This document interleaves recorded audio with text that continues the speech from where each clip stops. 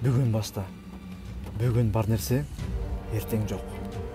Ойлонбой, камсанабай жашоо мээбиздеги шишик жарадан эч айырмасы жок. Оюңа бирдеме келдиби? Азыр кыл. Эртең өтө кеч болуп калышы мүмкүн. Ийгиликтин башкы душманы анан кылам дегендик. Эгер жашоодо эч нерсеге жеткиң келбесе, бүгүн кылзап отурган нерсенин баарын эртеңкиге калтыра бер.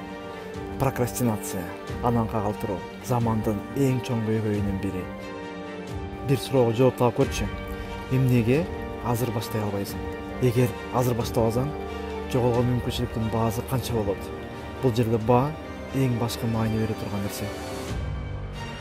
Эгерде бүгүн маанилүү нерсеге убакыт бөлбөсөң, Эвересттин чокусуна чыгып баратканда даяр эмес болгонунан алдан тайып жыгылып калбайсыңбы? Бир кезде улам ананкыга жылдыра бергеним үчүн. Азыркы себептерди жеңип аткара албасаң, анан дагы, эртең дагы башка аткарганга тоскоол болгон себептер чыгат. Бул баарына тийиштүү: жумушка, окууга, үй иштерине, социалдык мамилеге. Эгер маанилүү сүйлөшүүнү ананкага калтырып койсоң, мамиле бузулушу мүмкүн. Балким кетирилген ката үчүн кечирим суроодан качып жүргөндүрсүң. Эгерде азыр баштоо деген нерсе болбосо, диетаны сактоого, машыгууга болгон каалоо эч кандай жыйынтык алып келбейт. Анткени эртең да, бүрсү күнү да ананкага калтырып коесуң.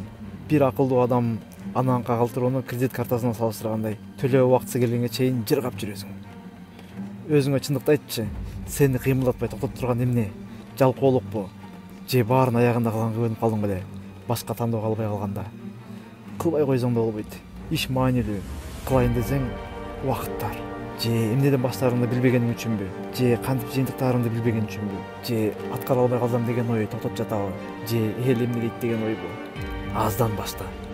Көптөн бери калтырып жүргөн иштин бир кичинекей бөлүгүн бүгүн кылып көр. Майда этаптарга бөл. Аткарууга оңой болсун. Жада калса чоң ишти да майда бөлүктөргө бөлүп аягына чыкса болот. Бүгүн кайсы бөлүгүн аткара аласың? Эртеңчи, бүрсү күнүчү. Баарын тактап туруп, азыр башта. Кандай себеп болсо да, көзүң жетпей жатса, өзүңдөн сура.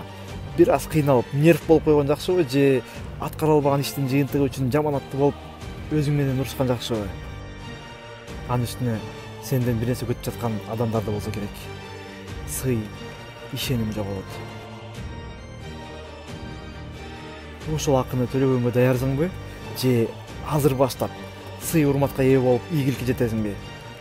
Ананкага калтырба, жетет. Азыр башта.